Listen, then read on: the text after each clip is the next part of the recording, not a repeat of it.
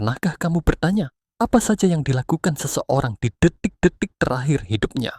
Gerakan kecil yang terlihat biasa, ternyata punya makna yang sangat besar. Saat manusia mulai merasa lemah, biasanya mereka duduk tenang, seolah sedang mengumpulkan tenaga, sekaligus menerima keadaan yang sedang terjadi. Sering juga mereka berjalan perlahan, meski hanya beberapa langkah, seperti ingin memastikan semua baik-baik saja di sekelilingnya. Ada momen ketika mereka berdiri dan menatap jauh, bukan karena melihat sesuatu, tapi karena pikirannya mengingat perjalanan hidupnya sendiri.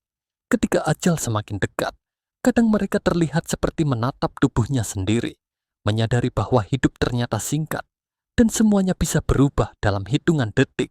Di sekitar mereka, keluarga biasanya menangis, dan orang yang sekarat itu hanya bisa melihat keluarga menangis, ingin berkata sesuatu, tapi tidak mampu. Terkadang ada gerakan tangan kecil, seperti mencoba menyentuh udara, seolah ingin menggenggam tangan seseorang yang mereka sayangi. Ada juga saat di mana mereka, seperti duduk di samping tubuhnya, linglung, mencoba memahami apa yang terjadi. Ketika tubuh melemah, mereka mulai berjalan menuju cahaya, atau tempat yang terasa lebih nyaman bagi mereka.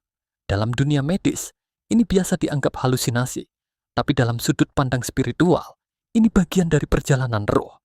Sebelum semuanya berhenti, ada fase ketika ruangan terasa gelap dan mereka tampak diam dalam cahaya tipis, antara sadar dan tidak sadar.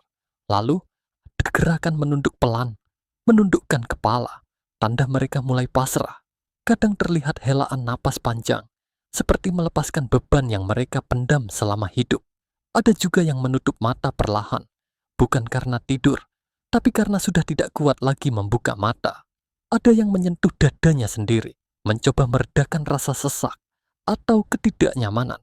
Beberapa orang memegang pintu atau tepi ranjang, seakan sedang menguatkan diri sebelum melepaskan semuanya. Lalu mereka menyandarkan kepala ke dinding atau bantal, mencari posisi terakhir yang paling nyaman. Ada juga gerakan melangkah mundur pelan, meski tidak jelas apa yang mereka rasakan.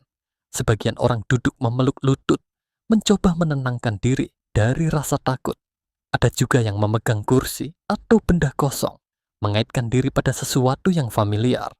Di detik terakhir, kadang muncul senyum tipis, tanda mereka menerima apapun yang akan terjadi. Dan akhirnya, mereka mengangkat wajah ke cahaya, melihat sesuatu yang tidak bisa kita lihat. Sebelum ruh benar-benar pergi, perjalanan ruh bukan sesuatu yang menakutkan. Ia hanyalah proses berpindah dari dunia sementara ke tempat yang lebih kekal. Kalau cerita ini bermanfaat atau membuatmu lebih tenang, dukung aku ya dengan klik like, tinggalkan komentar, dan share ke temanmu, supaya lebih banyak orang yang bisa mendapatkan pengingat seperti ini.